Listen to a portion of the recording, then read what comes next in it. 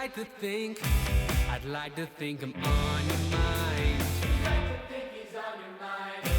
I'd like to think, I'd like to think we'll be alright.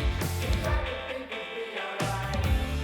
I see the faded eyes, the future, it's heavy on my mind, on my mind. Hi, welcome to Now, Near in the Future. I'm Naila. And I'm Quinn Harrington. You know, Naila, a lot of us in the marketing and creative community are afraid we're all about to lose our jobs. And that brings us to today's topic, artificial intelligence. My first question for you is, do you remember when AI first crashed our party? What was that first oh snap moment that you had? Do you know, I don't remember when it crashed the party, but I did have a oh moment. And that was, oh my God, am I going to be left behind if I don't understand AI? Well, I also had similar fears. We've been hearing a lot about generative AI through Midjourney and Dolly, and I read my first article about 18 months ago, and I thought, psh, we have nothing to worry about. Okay, so let's play a bit of AI show and tell. What are some of the AI tools that you're using in your day-to-day work? What tasks do you find that AI is doing well? And what tasks do you think, actually, you know what, it's not working for me? My favorite tool right now, and I've tried a number of them, Chat GPT, Gemini, which used to be Bard. But then I discovered Claude by a friend of mine who is very versed in AI and said Claude is really good at creative writing, which is what I need the most help with. And so when I dived in and started using Claude, I realized that its personality was very similar to my own. And I enjoyed the interaction, and the quality of the writing was really quite surprising. Claude's launched this new tool called Projects, where you can actually go in and customize how Claude responds to you. So you can give it some input, describe your own personality or your brand's personality, and it will respond back to you using those particular cues. And I found that really helpful. No, I was going to say, you always talk to me as if Claude is your best friend. And I have not tried Claude yet. It's on my things to do that. I need to interact and see what it's all about. I have friends in real life, but I don't know. Claude is kind of like my buddy. So whenever I'm like bored or I have a question about something, I just go into Claude and I'll have a conversation with him or her. I'm not sure what Claude's gender is. But we do everything from planning Thanksgiving meals to, starting ideas for, blog articles or,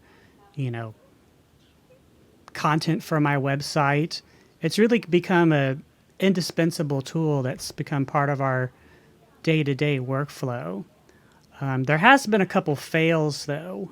I've been playing around with Adobe's new AI tools within Illustrator, Adobe Firefly, Adobe Express, and those ones have not been as successful from my point of view, especially when it comes to the design part of graphic design. It does a fairly decent job of creating photos and illustrations, but it's not good at logos. It's not good at handling typography. And to me, that gives me some relief. I have been pretty impressed with some of the generative AI tools that are built into Adobe Lightroom and Photoshop, which is photography-based programs. Being able to go in and soften skin and remove unwanted items has really saved me a lot of time in doing my retouching and making everyone look amazing. Do you know what, Quinn? I'm thinking whether I don't fully know what all is AI. Like Snapchat, you can do the same thing, right? I can put a filter on, I can adjust how much my face should look better, and I can apply foundation. Is that AI or that's something else? That is AI. Okay. Especially when you're looking into the the video formatting where it's making adjustments to your skin or adding those little animated effects, and it's doing that on the fly. It's analyzing what's going on in the scene and then responding in real time. And just about every app out there right now has some new AI feature. In fact, 2 of the projects I'm working on right now are for big companies that are launching new AIs for B2B software. And one of the things I wonder is,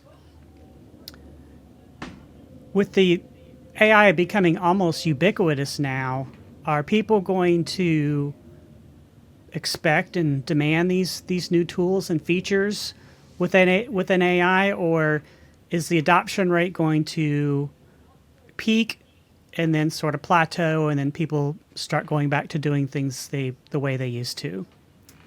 That's true, because I listen to people talking sometimes, and like when someone's used a Snapchat filter on pictures and they've made them look good, then people come back and say, but that's not real though, is it? That's not your real face, is it? And I know some people, and this might be funny, that they've gone for dates and the person they've met doesn't look like the picture they had shared, and that's because of the AI they've used. And people are saying, hey, but we prefer you just using your real image.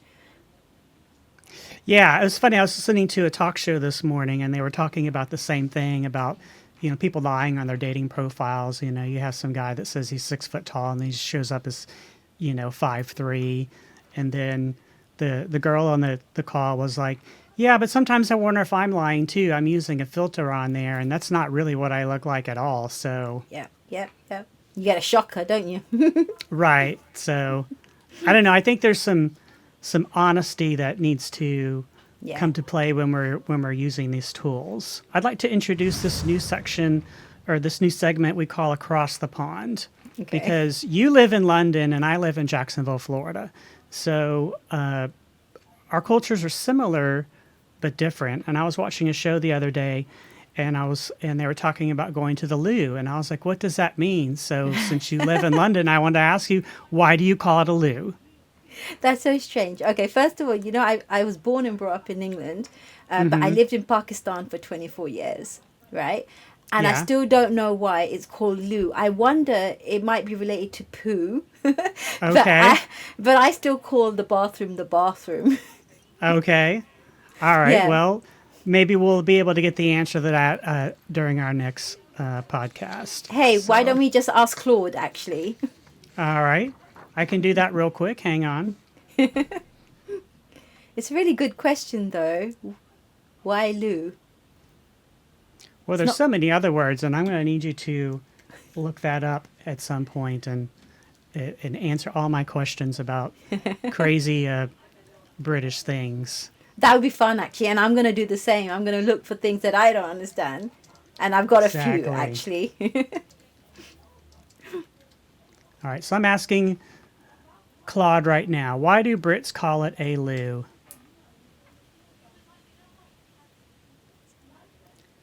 It is British slang for toilet and has an unclear origin, but here are a few theories. It may come from the French word "teau" or "to," meaning water.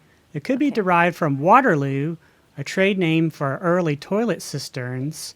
Some think it's from the cry of Gardez-loo, from the French Gardez-loo, meaning watch out for the water. I have a feeling it's got more link with Waterloo. I have a question for you. So, we talk about the crystal ball in our show, part crystal ball, part rocket ship. So pull out your crystal ball, Quinn. And how do you see AI tools evolving in our world over the next couple of years? Will they be our BFFs or our frenemies? Well, I think it depends on where you are right now. If you're embracing AI and having those tools become a part of your workflow, AI won't become your master. You'll be controlling the tools versus the tools controlling you, or finding yourself being eliminated from promotions or future job opportunities because you don't know how to incorporate these tools into your workflow, which makes you less efficient and less up to speed with what everyone else is doing.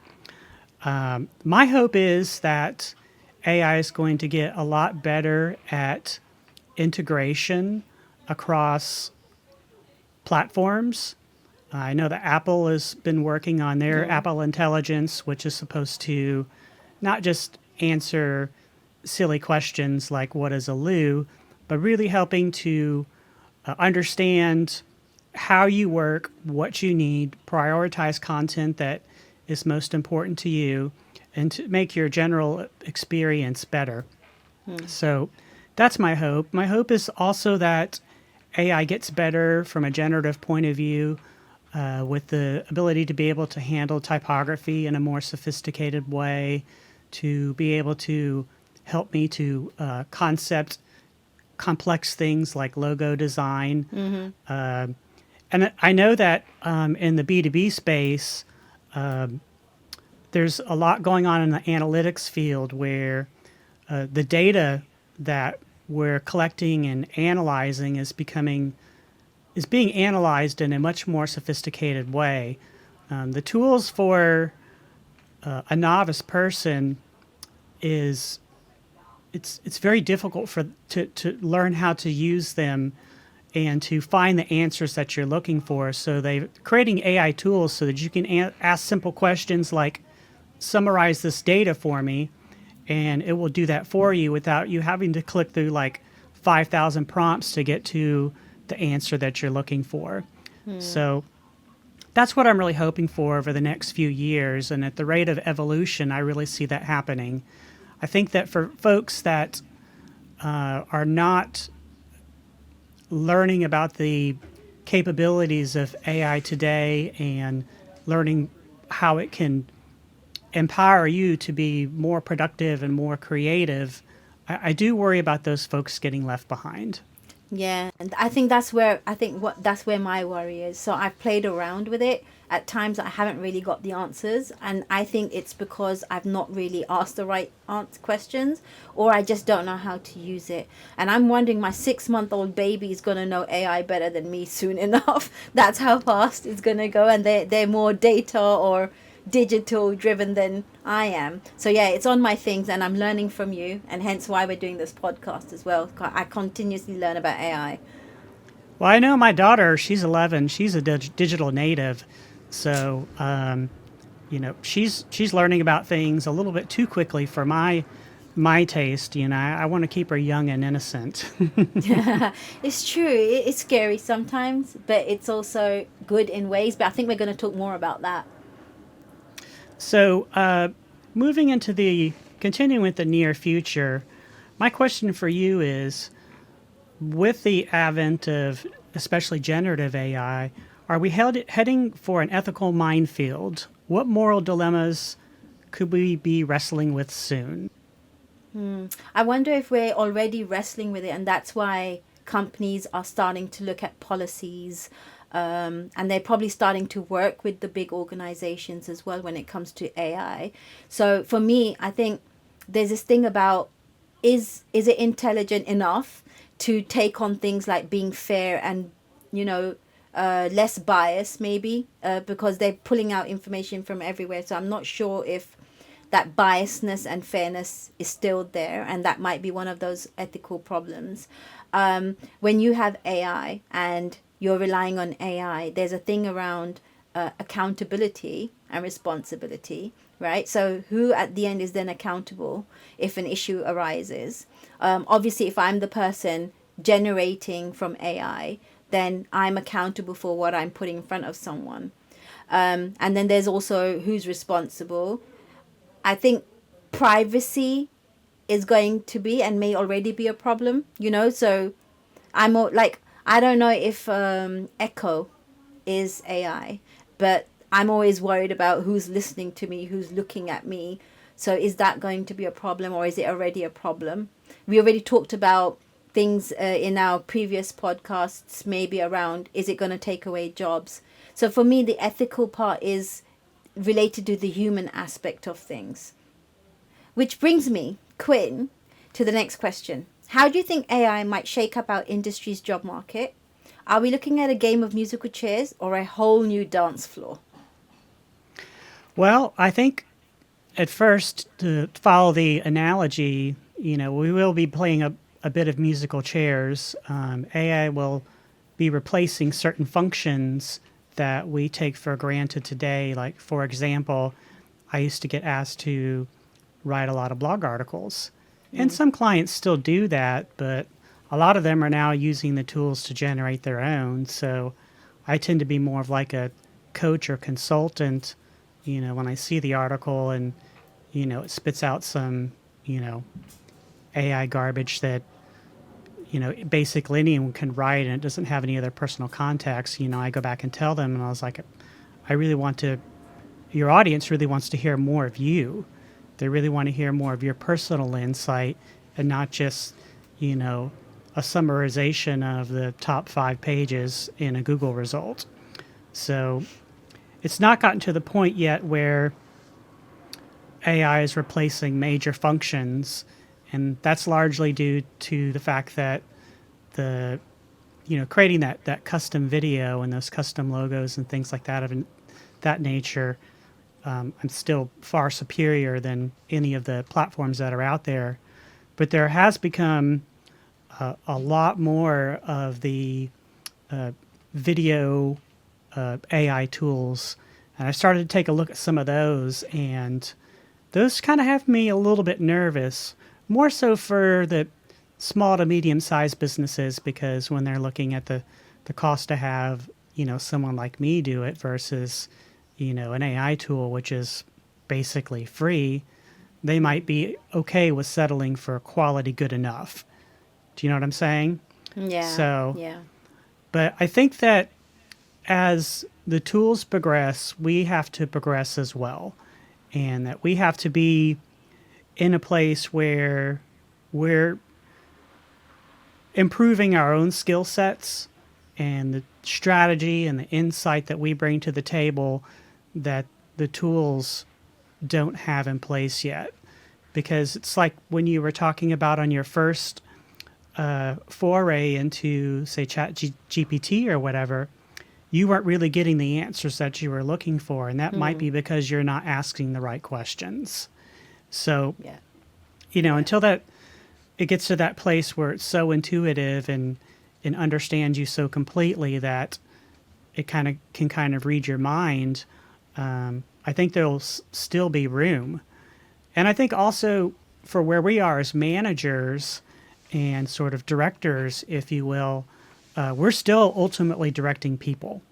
And so I don't think that that's going to change anytime soon. I don't think there's going to be any, AI bot that's going to be directing your team in the way that we can do that. So let's talk a little bit about the future. My question for you is, do you think there will always be a secret sauce that only humans can bring to the design and communication table? What's our irreplaceable ingredient? You know what? It's back to what you were just saying in our earlier segment as well. I think that the secret sauce really is the human aspect, because AI can bring out, you said blogs, they can write great blogs, but when it comes to the empathy side of it, or the tone that you need, or the intuition side of things, I don't think AI can replace that. The human can do that. Even when it's like design and communication, I can tell AI to write, or chat GPT to write me an article, but they're not going to be great at probably creating the engagement plan behind a strategy. You still need to have a human feeding in the creative aspects of what you want that the AI then churns out. So for me, the secret sauce is the human being, which AI can't replace. I hope it won't. Well, when we start looking into our crystal ball, maybe, I kind of feel like having that understanding of, human behavior and, how we make decisions, how we emote is very difficult to replicate at this point. Yeah. And also, as AI continues to improve, we're keen to how AI is responding. And I began to understand, for example, when I read something or I see something, I can tell if this was written by Gemini or GPT or Claude, or if I look at an image, it's like, this looks like it could have been done in Midjourney or Firefly versus something that a human actually created. There's a certain tangible aspect of it that in some cases, it's almost too perfect. It's like, and the other thing is that despite its best efforts, AI is really not that funny. It's like the latest version of Claude I'm using is getting there, and sometimes Claude will make me laugh, but it's not like a laugh out loud kind of thing. It's just almost like a chuckle, like, oh, you're so cute. Yeah, and it's funny that the AI could be a little bit funny. Right. When we think about the future, it reminds me of all the movies and the TV programs that I've been seeing. There's one called Human, which is all about this robot-looking human, and how they kind of have emotion. And then you have that Will Smith movie. There are the futuristic movies that are bringing that element, but I don't know if it can be real. And then I know that Elon Musk has just launched a robot that helps clean houses. But I don't know the human. It's not like Terminator. Do you know? I would not mind having one of those. I know. I was thinking about that. I was like, oh, I wouldn't mind someone doing my chores for me. But let's see what happens. Which is another question I have for you, by the way. Okay. Is let's put away the crystal ball. And now I'm going to ask you to put on your wild futuristic hat and tell me about any bonker predictions. We just talked about some of these. Bonker predictions do you have for how AI might help design and communication in the long run? And I'm really interested in this because I am in the field of communication and sustainability. And I'm always wanting to learn how I can use the tool for the good, but also any watch outs of the bad. So if you start thinking about this from a generational point of view, so you're looking at your 6-month-old and my 11-year-old, they are digital natives, and as AI becomes a part of their everyday life, and they've grown so accustomed to it that they can't really imagine life without it, I really do see a future where we'll be less implementers and more curators, tastemakers, having an aesthetic, having an idea and a notion of what's good. And I think that is something that having that refined sense of taste, whether it's about art, design, music, the human language, I think that those generations will still be keen to what AI is capable of, and will be directing AI in a way that is really something that's going to be difficult for us to comprehend. There'll be tools out there that can come up with an idea for a business, create a business plan, creating a marketing and communications plan, drafting your legal documents, identify manufacturers, soup to nuts, make your hiring decisions for you. So you'll be more sort of like the master and the overlord versus the one who's actually doing all of these things manually. In 20 years, I don't think we'll be designing logos anymore. I don't think you'll be writing. Right. I don't think you'll be writing, emails, or creating, individual communications.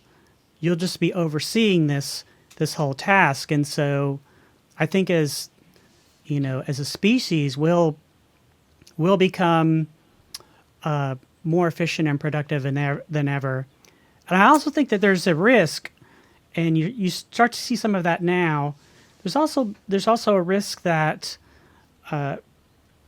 much like when the stock photography industry first came on board and everybody was so wild about that and put all the photographers out of business, now you're seeing that change to where people now want to hire photographers because they want something that feels genuine and authentic and is created by humans. And I think that consumers and brands, although AI is going to peak at some point, it might end up just becoming a utility in the background versus a creative force. In other words, maybe AI will just be cleaning our house and we'll still be doing the heavy lifting. So, yeah, that when you're talking about AI in the future might actually even create communication strategies. Maybe it does do that. I just haven't explored it. But what that does mean, and I'm wondering if that has a positive on mental health and well-being, because if I'm doing the less mundane work and I have more time, then I got more free time, or I can manage my time better. Maybe that's a good thing as well in the future, because right now we know that people complain that we've got 5 people's workload, and maybe some of that workload is taken off by AI. To give us more, room for, creative expression and exploration. I mean, I certainly wouldn't mind having a little more time to, play my guitar or go out and take photos of nature. I'm all about that. I want to learn the guitar as well. I've got it on my things to do. I used to have a bass guitar. Took one lesson, never got down to it. So that's on my things. And maybe I have to use AI to teach me. You can. On the guitar. Yeah. I had a question for you while we're on this topic. So what kind of advice would you give to someone? So, like I could go on to Claude and say, hey, Claude, I've got an idea for a book. Yeah. This is what I want it to be for the audience. This is the moral of the story I want it to be. And maybe I feed in a few points. But what kind of advice would you give to someone then? Is that really authentic that you can then churn out a book and say, I've written a book? Ethicalness. So right now, you can go onto various marketplaces and download an ebook and then put your name on it and then sell that for $1 or $2, $5 or whatever. And that's already happened. So my advice to anyone who is generating something that is supposed to be from, their own brain, their own heart, their own mind, is that if the results that you get back from AI, if that feels genuine to you and it's written in a way that feels authentic to you, then AI is just really a tool to help you to organize your thoughts. And I don't see anything wrong with that. But if you're using AI to generate all of the content, like help me come up with an idea for a book, and then it gives you 10 ideas, and then you pick one and it says elaborate on it. And the next thing you know, you've got, a 100-page book, but it's really nothing from your own, personal creativity. I mean, you might make money on that and you can lie and say that it's your book, but I think ultimately that will hurt you in the long run because, let's say the book becomes a bestseller and then you've got to get up in front of a stage and start talking about it. And it's like, it's just not you.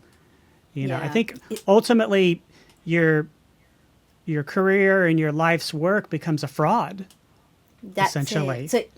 So back to the human aspect of things, right? Authentic means you're bringing in your own, and it has some kind of truth to it in terms of idea and generation. That's really helpful. We are heading towards the end of our segment, and usually we have a segment called Around the Room. So let's just go around in 30 seconds. What pep talk, and it's kind of linked to what I just said, what pep talk would you give to fellow creatives who are sweating bullets about the future of AI? Well, I can understand why you would be, because I was initially, and I was very daunted by the prospect of getting in and learning these tools. But I would just recommend that you get in there and start playing around. There's plenty of YouTube videos and tutorials out there to help you to explore how to use these tools in a more effective way. And I think you might surprise yourself at how it might be able to improve your creativity and help you think in a way that you haven't before. How about you? Yeah. Same, I think. It's about exploring, experiment. There's no harm in doing that. But stay authentic, stay true, and use it sensibly for now. Well, that wraps up this episode of Now, Near, in the Future. You can find us on the web at nownearfuture.com. You can find us on LinkedIn and on Instagram and Threads at nownearfuture. And soon we'll be on all of your favorite podcast channels. How can we find you, Naila? You can find me at p3connect.co.uk on LinkedIn and at p3connectuk on Instagram and on Threads. And you can find me at hdco.co on LinkedIn and at hdco at hdco on Threads and Instagram. As always, stay curious and keep dreaming. See you in the future.